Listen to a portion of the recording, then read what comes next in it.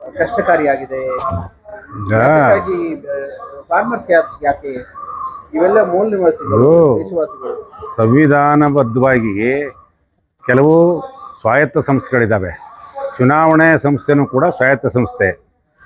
ಇದು ಈ ದೇಶದಲ್ಲಿ ನಮಗೆ ಪ್ರತಿಯೊಬ್ಬರಿಗೂ ಕೂಡ 18 ವರ್ಷ ಮೇಲ್ಪಟ್ಟವರಿಗೆ ಲಿಂಗ ತಾರತಮ್ಯ ಇಲ್ಲದೆ, ಜಾತಿ ಧರ್ಮ ತಾರತಮ್ಯ ಇಲ್ಲದೆ ಎಲ್ಲರಿಗೂ ಮತದಾನ ಮಾಡ್ತಕ್ಕಂಥ ಹಕ್ಕನ್ನು ನಮಗೆ ದೇಶ ಕೊಟ್ಟಿದೆ, ಸಂವಿಧಾನ ಕೊಟ್ಟಿದೆ.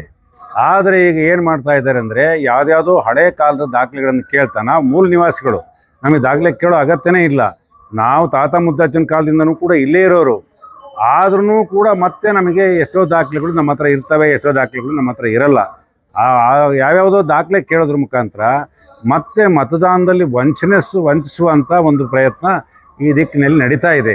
ಯಾರು ಕೆಲವ್ರನ್ನ ಅವ್ರು ಗುರಿ ಮಾಡಿಬಿಟ್ಟು ಮತದಾನದಿಂದ ಹೊರಗೆ ಹಾಕಬೇಕು ಅಂತ ಆಲೋಚನೆ ಮಾಡಿದಾರೋ ಅವ್ರನ್ನ ಹಾಕ್ತಕ್ಕಂಥ ಆಲೋಚನೆ ಮಾಡ್ತಾ ಇದ್ದಾರೆ.